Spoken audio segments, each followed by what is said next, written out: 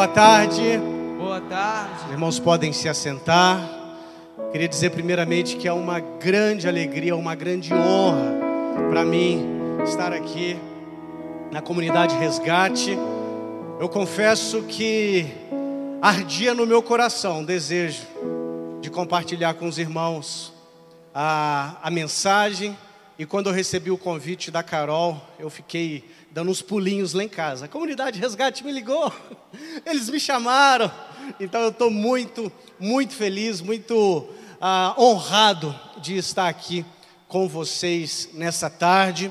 Eu sou o professor Eduardo Faria. Já eu vou contar um pouquinho mais da minha história. Mas antes, eu gostaria de lembrar a vocês que quando nós falamos de Pentecostes, quando nós falamos de derramamento do Espírito, obra do Espírito nas nossas vidas, uma das principais coisas que o Espírito Santo faz no meio do povo de Deus é promover a unidade. Vocês devem se lembrar muito bem daquilo que aconteceu lá em Jerusalém, lá no livro de Atos, capítulo 2. O Espírito Santo é derramado, línguas como de fogo pousam sobre os apóstolos, e os apóstolos vão pregando, e pessoas de todas as nacionalidades, de todas as etnias, vão ouvindo a pregação na sua própria língua, no seu próprio idioma. E por que isso é um chamado à unidade? Porque o que acontece em Atos 2, em grande medida, é o cancelamento, por assim dizer, é o desatar, por assim dizer, daquilo que aconteceu em Gênesis 11. Gênesis 11, a Torre de Babel, o Senhor desce, e reúne as línguas como um só povo, uma só nação, um só corpo, que é o corpo de Cristo. E por que eu tenho enfatizado tanto esse aspecto da unidade na nossa jornada debaixo da presença do Espírito Santo enquanto povo de Deus? Porque durante muitos anos da minha vida, eu amei Jesus, mas caminhei distante do povo de Jesus. Durante muitos anos da minha vida, eu caminhei afastado da Santa Igreja Católica. E ao longo de um processo doloroso, mas demandado pelos fatos, eu decidi me tornar católico. Tornei-me profundamente devoto de Nossa Senhora. E hoje eu quero dedicar a minha vida a proclamar a beleza, a verdade, a bondade da Santa Igreja. Porque ao fazer isso, eu não estou simplesmente apontando para a igreja, mas eu estou apontando para o Cristo completo, o Cristo todo, o Cristo cabeça e corpo. Deixa eu contar um pouquinho da minha história para vocês, que vocês vão entender melhor o que eu estou querendo dizer. Eu nasci num lar não religioso, fui batizado na infância, como a grande maioria dos brasileiros, mas isso não significou muita coisa na minha jornada. Eu lembro que na infância eu ia na missa uma vez por ano, no aniversário de casamento dos meus avós. Os avós pediam para os netos irem à missa, e era essa a única ocasião do ano que eu ia à missa. Não tinha nenhuma prática religiosa, muito embora eu tenha sido batizado na infância, tenha estudado em escola católica, mas enfim, eram os tempos, né? Década de 80 foi a minha infância. Finais da década de 90, eu estava lá com os meus 16, 17 anos, eu sou convidado a ir numa igreja evangélica. E eu aceito esse convite, foi uma prima minha me convidou. E eu sou grato por esse convite, não me entendam mal, eu sou muito grato. Aliás, se eu já fui convidado a ir em igreja alguma vez, foi pelos meus avós, né, quando eu era criança, e depois na adolescência, por essa prima. E eu comecei a frequentar a igreja presbiteriana, e eu comecei a aprender muito na igreja evangélica acerca da Bíblia, acerca da Santíssima Trindade, acerca de Jesus. Eu lembro um dia que me marcou muito, foi quando o pastor pregava num culto de domingo, e ele falava sobre a porta larga e a porta estreita, e ele dizia: muitos entram pela porta larga, poucos são os que se acertam com a porta estreita, mas a porta estreita é a porta que conduz à salvação. E eu quero fazer um convite para quem quer entrar na porta estreita e submeter a sua vontade a Cristo, submeter os seus dias a Cristo. Aquilo me marcou. E naquele momento eu disse: Senhor, eu entrego a minha vida a Ti, e tudo aquilo que o Senhor pedir de mim, eu obedecerei. Eu tinha 16, 17 anos. Às vezes a gente é adolescente e não sabe direito o que fala. Eu não sabia que essa promessa ia me custar tanto. Mas assim, eu caminhei. Fui me envolvendo na igreja evangélica. E como eu disse, eu guardo boas memórias, bons ensinamentos, bons amigos. Eu não estou aqui de forma alguma para detratar a igreja evangélica ou dizer que foi algo terrível na minha vida. Muito pelo contrário. E eu fui me aprofundando na teologia, nos estudos bíblicos, de modo que eu me tornei líder de adolescentes, líder de jovens, professor da escola bíblica, pregador eventual. Mas ao longo dessa jornada, e aqui entra uma questão que eu preciso pontuar para vocês, ao longo dessa jornada, eu comecei a me tornar absolutamente anticatólico. Por quê? Porque a igreja evangélica, com todas as qualidades que ela tem, ela só existe como um protesto ao catolicismo. Não se enganem. Se a igreja evangélica concordasse com o catolicismo, não existiria. E perceba que a igreja evangélica, elas discordam entre si nos mais diversos assuntos. Tem que batizar criança, não tem que batizar criança. A Eucaristia é só um memorial, não, a Eucaristia Jesus está presente. Não tem que ter bispo, não tem que ter bispo. O pastor é eleito, não, o pastor não é eleito. Batiza por imersão, não batiza por aspersão.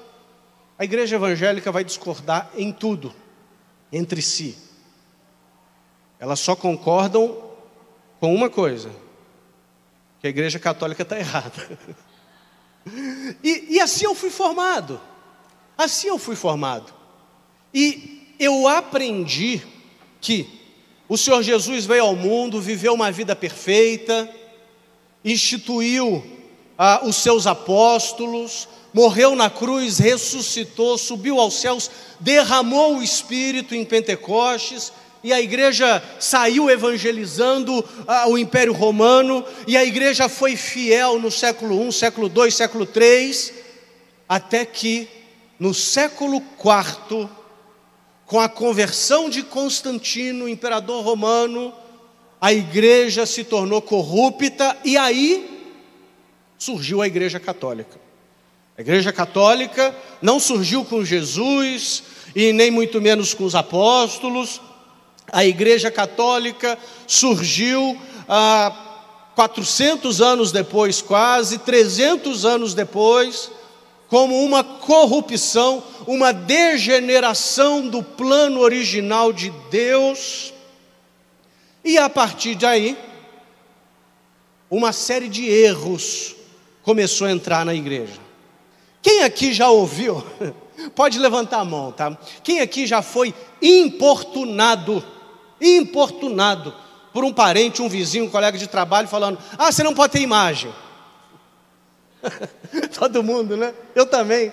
Você não pode ter imagem. Aqui, ó, temos uma aqui. Você não pode rezar para morto. Você não pode pedir intercessão dos santos. Vocês idolatram Maria. Todo mundo já ouviu isso, né? Eu falava isso, gente. Não fica bravo comigo, não. Eu era um dos que falava isso.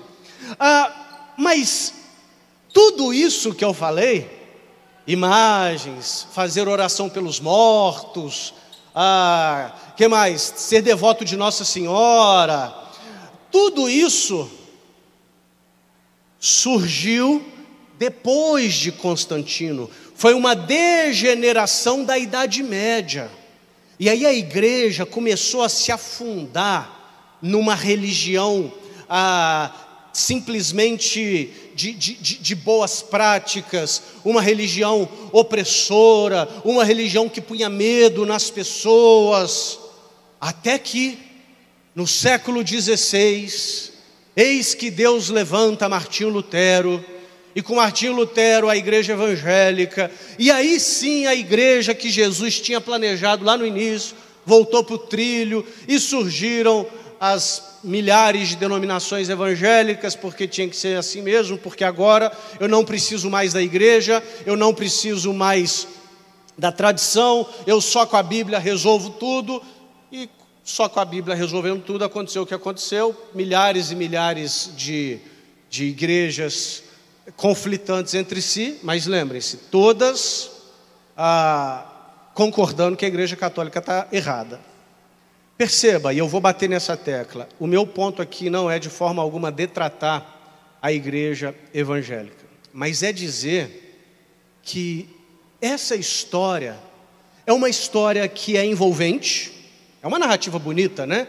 Jesus funda a sua igreja, depois Constantino afunda, e depois Lutero refunda, né? Lutero é o príncipe que resgata a princesa, é uma história envolvente. Todo mundo gosta de uma história de princesa que foi resgatada pelo príncipe. E era essa história que eu cria e que eu ensinava. Resumindo, eu ensinava e acreditava que tudo aquilo que a Igreja Católica ensina e pratica, como imagens, devoção a Maria, oração pelos mortos, purgatório, a presença de Cristo na Sagrada Eucaristia, tudo isso foi uma corrupção da Idade Média, e eu tinha a verdade. E isso ardia tão forte dentro de mim, o desejo de levar isso para as pessoas, e o desejo de trazer as pessoas para Jesus, que eu dediquei a minha vida ao ministério pastoral. Com 20 e poucos anos de idade, eu fui para o seminário presbiteriano, lá em Campinas, fiz 4 anos de seminário, depois mais 1 ano de licenciatura, e fui ordenado pastor. Fui ordenado pastor da igreja presbiteriana no dia 30 de outubro de 2010. E fui pastor ao longo de 10 anos. E não me entendam mal, eu fui pastor com muita alegria, com muita singeleza de coração. Eu gostava de pregar, eu gostava de ensinar, eu gostava de visitar as pessoas, eu gostava de orar pelas pessoas, de aconselhar as pessoas. Mas, ao longo de todo o meu ministério, essa postura absolutamente anticatólica permanecia. Até que Deus resolveu acabar com a bagunça. Deus resolveu acabar com a divisão, acabar com o cisma, acabar com a separação. Deus começou a fazer alguns apontamentos para mim, que começaram a me assustar muito. Eu acho que a palavra é essa, me assustar muito. E um dos primeiros apontamentos que eu tive aconteceu em 2015. Fazia quase 6 anos que eu era pastor, e eu estava num congresso de pastores, e eu conversava com um pastor muito respeitado. Só que eu era pastor presbiteriano, e esse pastor com quem eu conversava era batista. Alguém sabe qual que é o assunto de um pastor presbiteriano e um pastor batista? Não? Não? Alguém sabe? Batismo de crianças. Batismo de crianças. Por quê? Porque os presbiterianos batizam crianças e os batistas não batizam crianças. Então, sentou um presbiteriano e um batista junto, pode estar certo que daqui a pouco eles vão estar falando desse assunto e vão estar discutindo. E não deu outra, a gente começou a conversar e a gente caiu nesse assunto. E a gente começou a discutir. Eu citava a Bíblia de um lado e ele citava a Bíblia de um outro. Eu citava a Bíblia de um lado, ele citava a Bíblia de outro. Até que eu lancei um argumento que seria matador. Eu falei assim: o batismo de crianças é uma prática da igreja cristã desde os primórdios. Nós enxergamos desde o século II registro nos primeiros cristãos batizando crianças. Por que isso é importante, gente? Século II. Porque a igreja só se degenerou no século IV com Constantino, lembra? Era isso que a gente cria e ensinava. E a resposta dele tirou o meu chão. A resposta dele foi a seguinte: Eduardo, você está correto.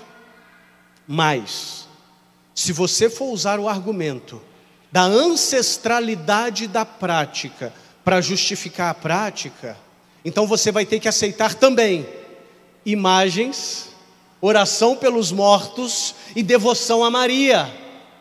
Aí meu queixo foi lá no chão. Você falou: o quê? Ele falou: exatamente. Imagens, a igreja sempre teve.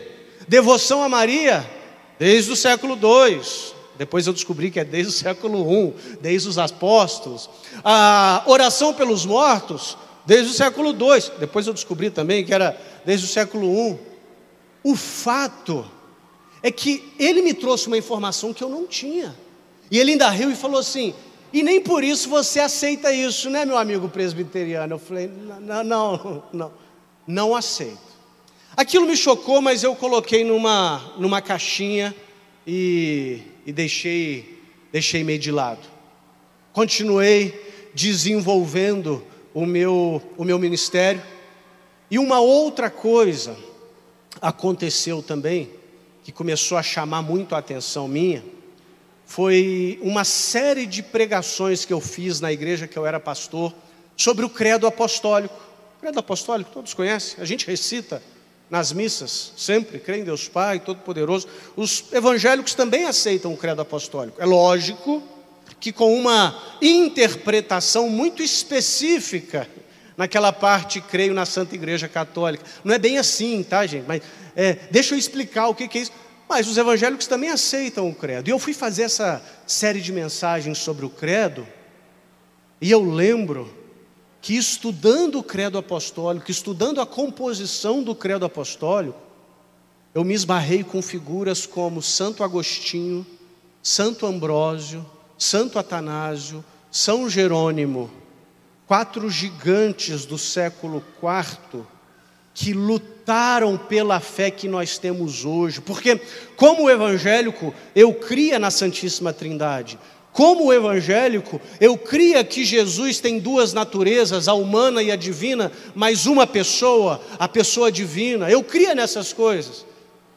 Mas isso não é simples, não é uma coisa tranquila, que a igreja sempre teve isso de uma maneira muito bem elaborada e tranquila. Não.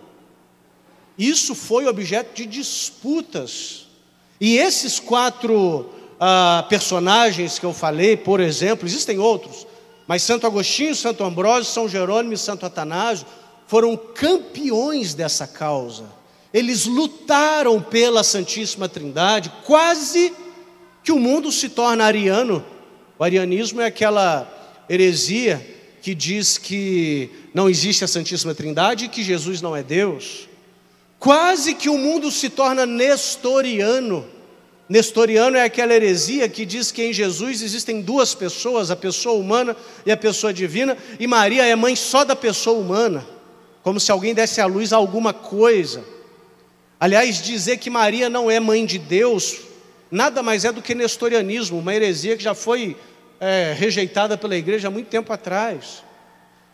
E estudando isso, eu percebi o seguinte: se eu creio na Santíssima Trindade, se eu creio que Jesus é o próprio Deus encarnado, eu devo isso à Santa Igreja Católica.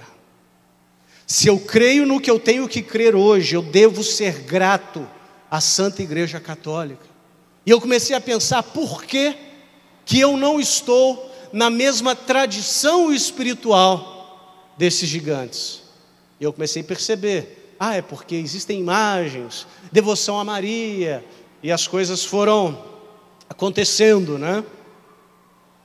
Até que eu fui para o Rio de Janeiro, eu era de Juiz de Fora, fui para o Rio de Janeiro, fui iniciar uma igreja presbiteriana lá.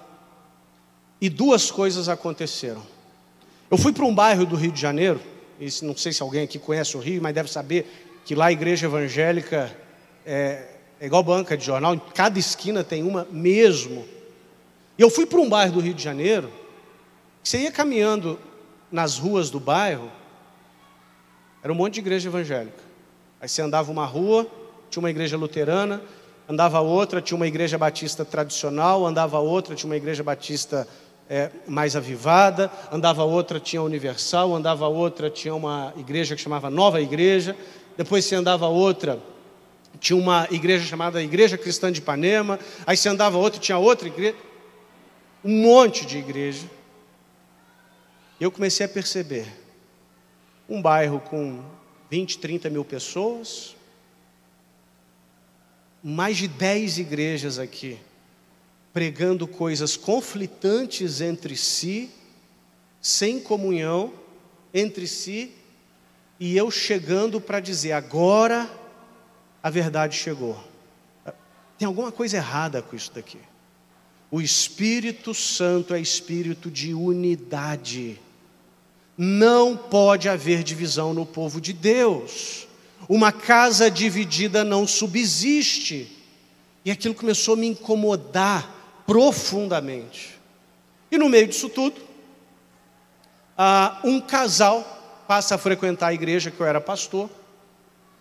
E aqui foi um momento em que Deus me fisgou, por assim dizer.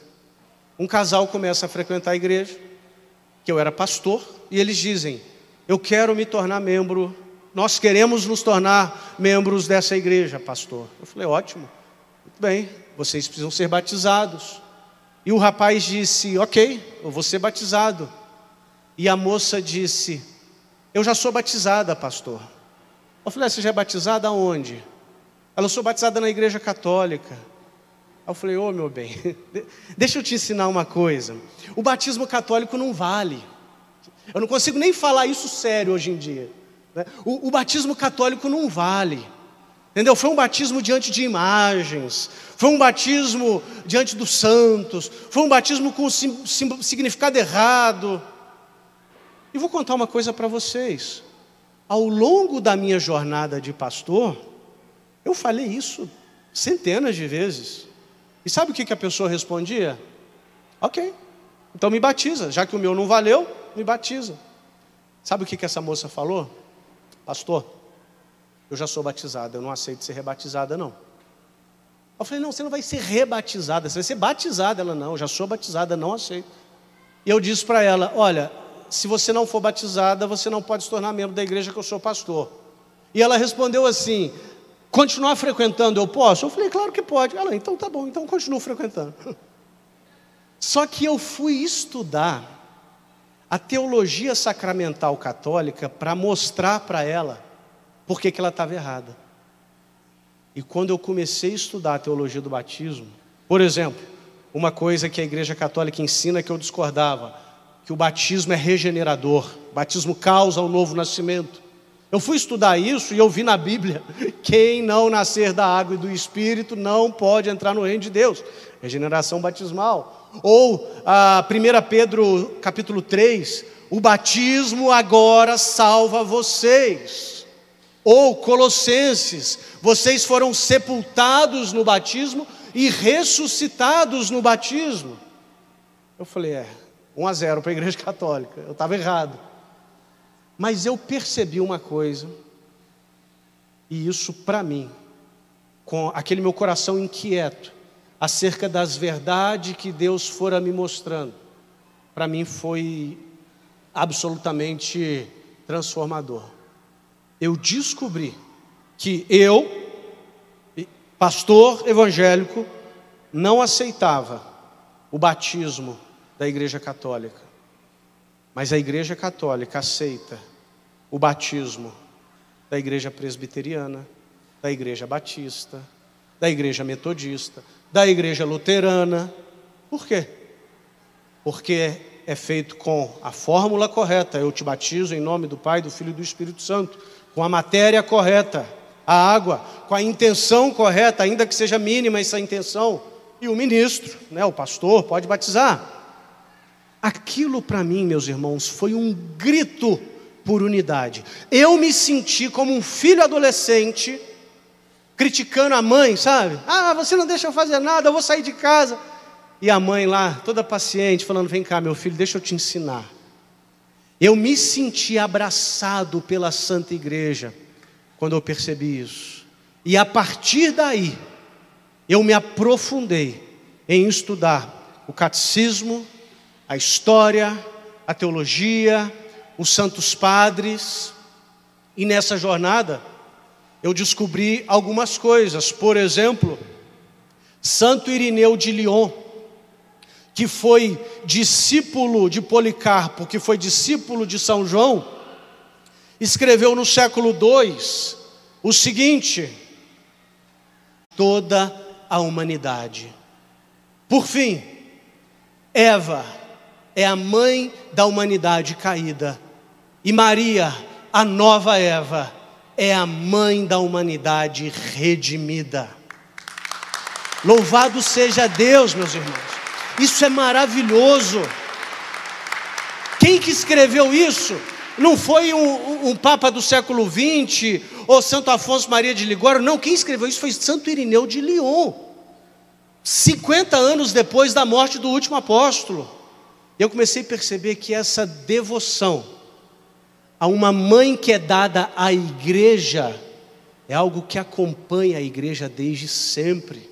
Então isso foi uma das coisas que eu percebi.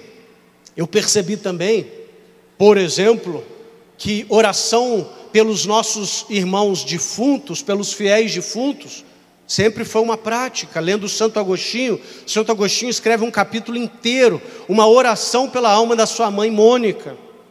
Eu percebi, como eu já disse, a questão das imagens é uma implicância tão grande que tem com as imagens, mas essa é uma falta de percepção para o fato de que a imagem faz referência a um significado muito maior. E a questão das imagens no culto sempre foi presente, porque quando nós nos curvamos diante de uma imagem, nós não nos curvamos diante da imagem, mas diante daquilo que a imagem significa, representa. E assim, hoje eu falo isso com a maior tranquilidade, porque é uma coisa tão simples de entender, uma coisa tão tranquila, mas durante muito tempo isso foi complicado para mim. E eu ia investigando, eu comecei a perceber que eu tinha que tomar uma decisão. As coisas começaram a fazer sentido.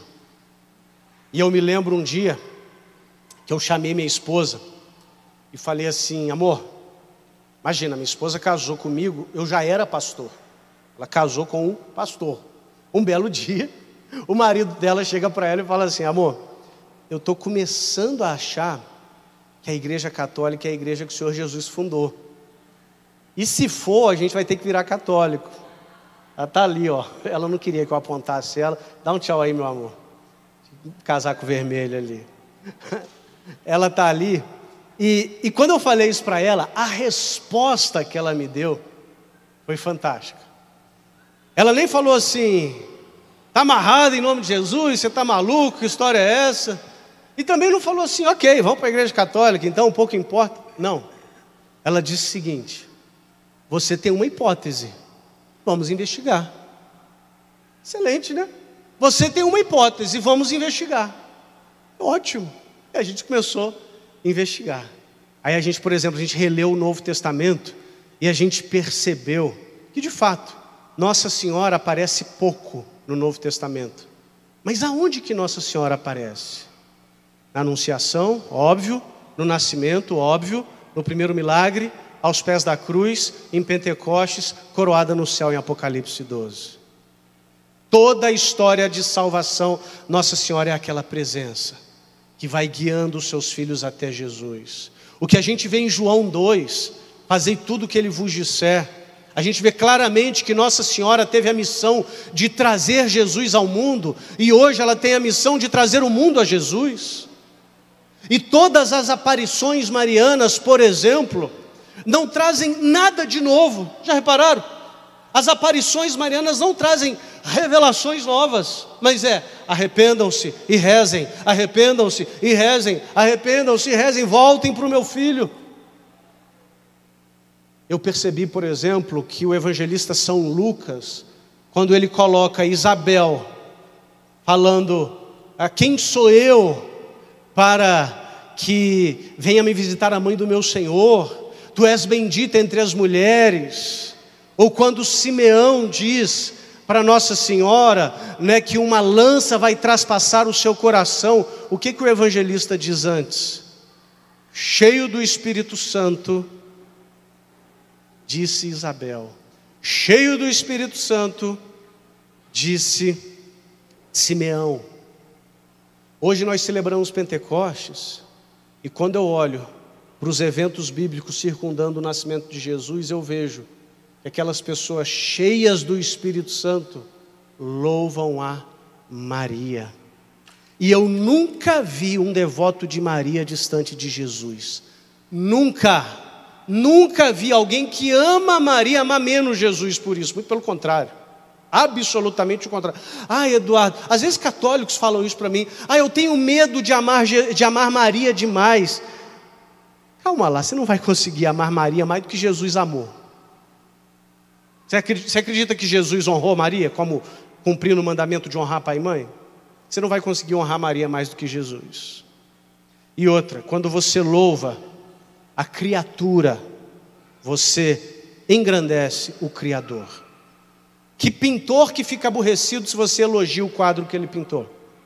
Você acha que Deus vai ficar aborrecido de você louvar a mais bela das criaturas? Nossa Senhora.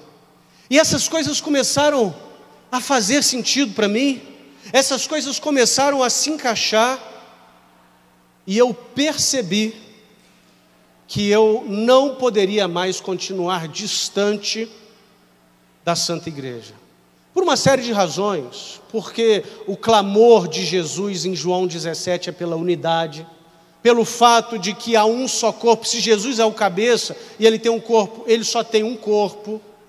É o desejo do Pai que todos sejam um, há um só Senhor, um só Espírito, um só rebanho, um só pastor.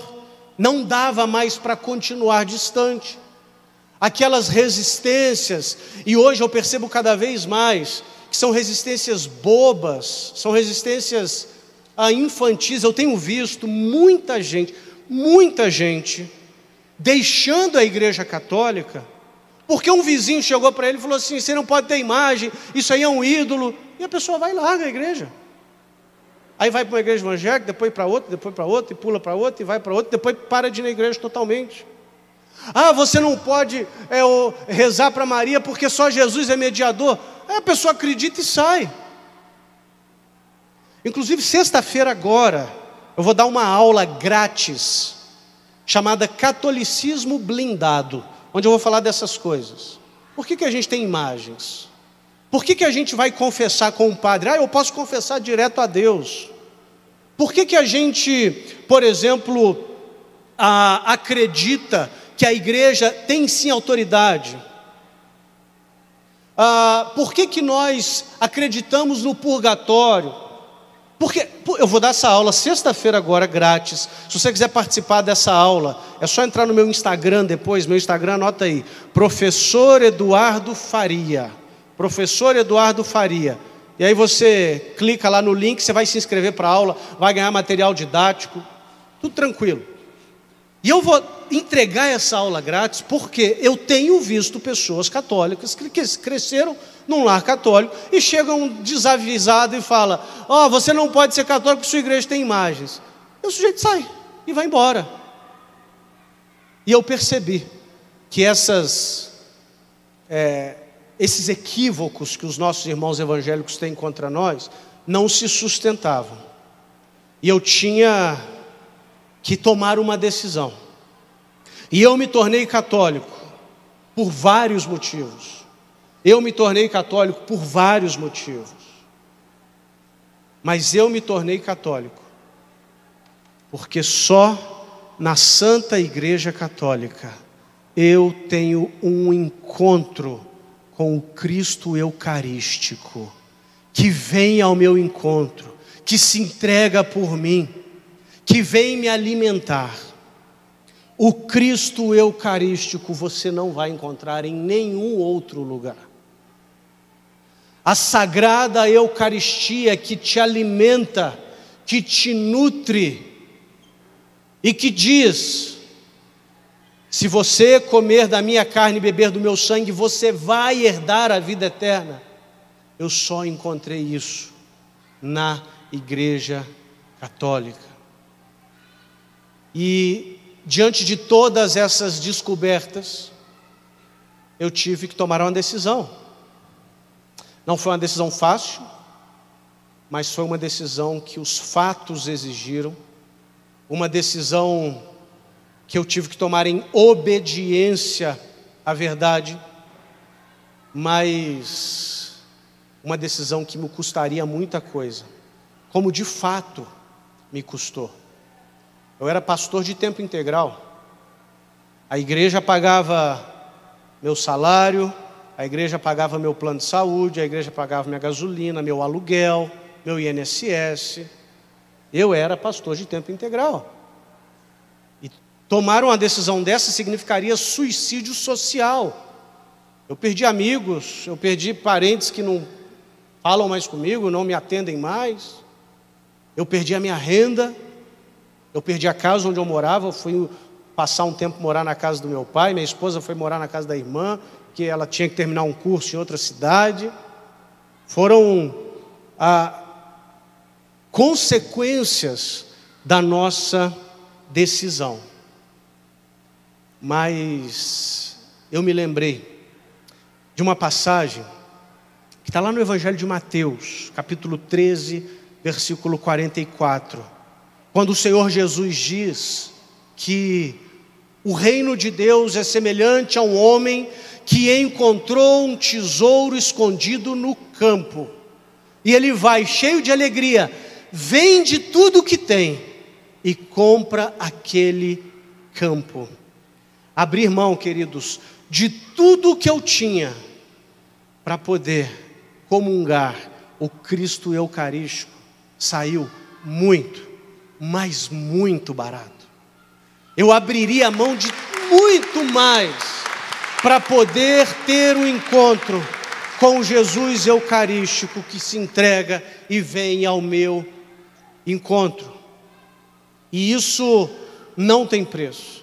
Às vezes eu vejo pessoas deixando de ir à igreja por besteira, gente. O padre não me deu bom dia direito. O padre não deixou eu recitar lá o jogral que eu tinha preparado com as crianças. Porque a irmã do círculo do grupo de oração não reparou meu corte de cabelo novo. Porque o outro lá do terço não deixa, nunca me chama para anunciar os mistérios. Não vou mais nesse... Gente, nós temos uma história de sangue atrás de nós. Sangue. Pessoas que pagaram com sangue para poder se reunir, adorar Jesus e celebrar a Sagrada Eucaristia. E hoje a gente é mal acostumado, porque a gente tem igrejas e padres e párocos à nossa disposição, e a gente é mimado e fica: não vou na igreja porque é isso, daquilo, vou sair. Essa semana, vou contar um caso para vocês, não vou citar o nome. Eu frequento a paróquia de São Mateus, Padre Dondice é o meu diretor espiritual, e toda quarta-feira, às 3 horas da tarde, a gente tem um estudo bíblico lá que eu ministro. O estudo bíblico da paróquia, eu ministro. Aliás, quem quiser ir está convidado. Toda quarta, às 15h, na paróquia de São Mateus. E a gente tem um grupo lá, razoável, a gente estudando. Quarta-feira agora, acabou o estudo. Uma pessoa me procura e diz assim: Eduardo, eu estou tão desanimada de ir à missa. Já tem uns 2 meses que eu não vou à missa. Eu venho aqui no estudo bíblico quarta-feira, isso é bom, mas eu não vou à missa aos domingos. Porque afinal de contas, ela falou uma frase que eu acho que ela se arrependeu de ter falado. Ela falou, porque afinal de contas, a gente tem que ir quando está com vontade, né? Fala isso para mim não, moça. Aí eu fui bem irônico, eu falei assim, engraçado, né? Você trabalha? Ela, trabalho. Eu falei, você só vai trabalhar quando está com vontade? Não, eu vou trabalhar todo dia. Já foi trabalhar sem vontade? Já. Então, da onde você tirou que você só tem que ir à missa se tiver vontade? A missa, além de ser uma obrigação do cristão, porque o cristão que ama Jesus, ele vai prestar culto ao seu Deus, é um privilégio, é uma graça. Agora, o que você faz quando você está com vontade de ir trabalhar? Você vai trabalhar, não vai? E quando você não está com vontade de trabalhar, o que você faz? Quem aqui já foi trabalhar sem vontade? Agora, eu só vou na missa se eu tiver vontade. Sabe o que você está dizendo? Que o seu trabalho é mais importante que o seu Deus. Não.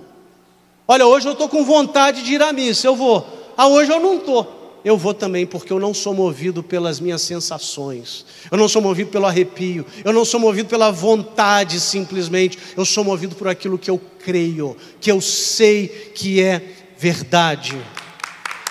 E eu tomei essa decisão de me tornar católico. E vou contar uma coisa para vocês. Quando eu me tornei católico, eu ainda não tinha concordado com tudo que a igreja ensina. Sabe aquela coisa? Não, se eu não concordar com tudo, eu não vou ser católico. Não, eu não tinha concordado com tudo que a igreja ensina. Mas eu já tinha aprendido que a igreja é mãe. E tudo que ela ensina é para o nosso bem. De modo que houve alguns assuntos que eu disse assim, eu ainda não entendo, mas eu confio na minha mãe, a Santa Igreja. E eu fui obediente a essa confiança. Eu digo isso porque às vezes a gente é um tanto arrogante. Se eu não entender tudo, quem diz que tem que entender tudo? Você tem que crer. Você tem que crer. E depois que você crê, o entendimento vem. Pode ter certeza disso. Depois que você crê, o entendimento vem. E eu quero terminar a nossa conversa nessa tarde, depois de contar para vocês um pouquinho da minha história e dizer para vocês que valeu a pena. Eu me tornaria católico 1000 vezes, se 1000 vezes fosse necessário.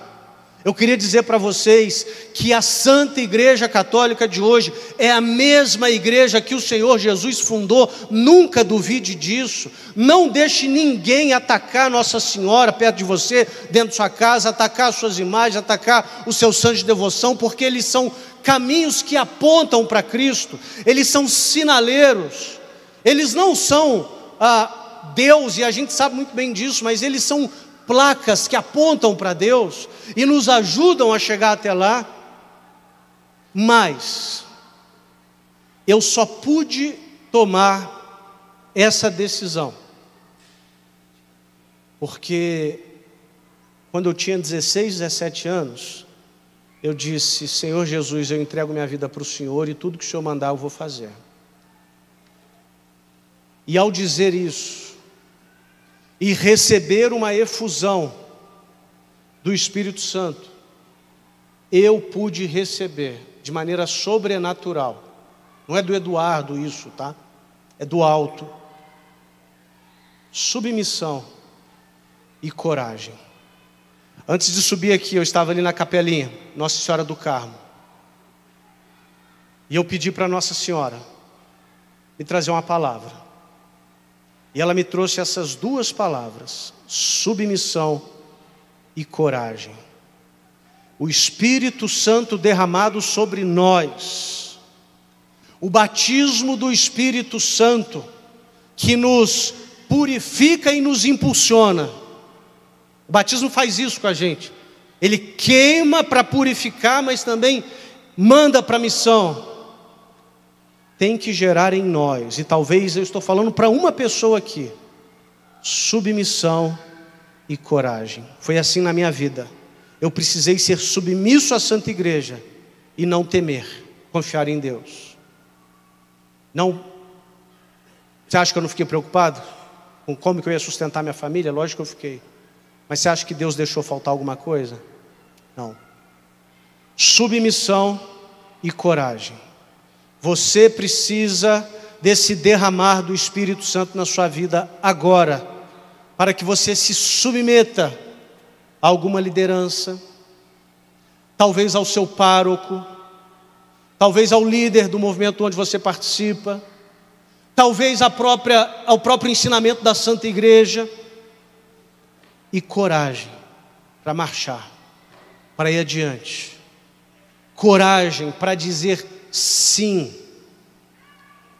Quando nós lemos o livro de Apocalipse, lá no capítulo 21, nós vemos uma lista de pessoas que não entraram na Nova Jerusalém. Aí está lá, os adúlteros, os mentirosos, os ladrões, tal. Mas qual que é o primeiro da lista? Os covardes.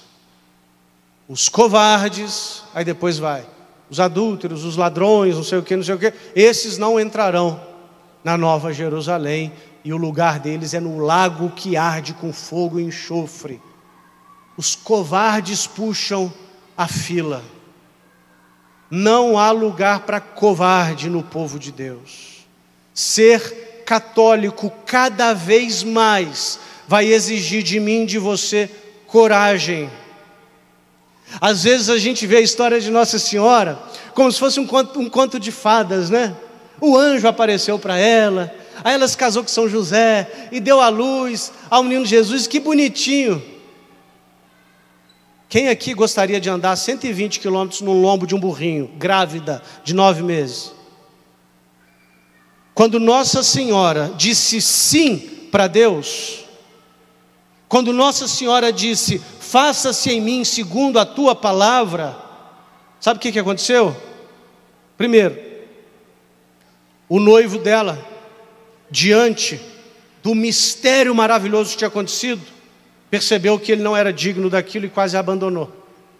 Segundo, ela teve que viajar de Nazaré a Belém, 120 quilômetros, grávida, num lombo de um burrinho.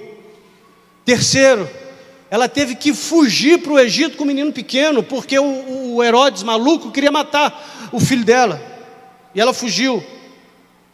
Quarto, ela cresceu sabendo que aquele filho, ela o tivera para entregar na cruz, como um sacrifício verdadeiro e próprio, por mim e por você. Que mãe que toparia a missão de ter um filho para vê-lo morrer, numa morte cruel, sangrenta, humilhante, pública, vergonhosa? Essa era a morte de cruz na antiguidade. Nossa Senhora não viveu um conto de fadas. Nossa Senhora viveu uma vida com coragem, com dizer, eis aqui a serva do Senhor, cumpra-se em mim segundo a tua palavra. E isso só é possível para mim e para você. Submissão e coragem. Parecem duas coisas excludentes, né? Mutuamente excludentes. Não.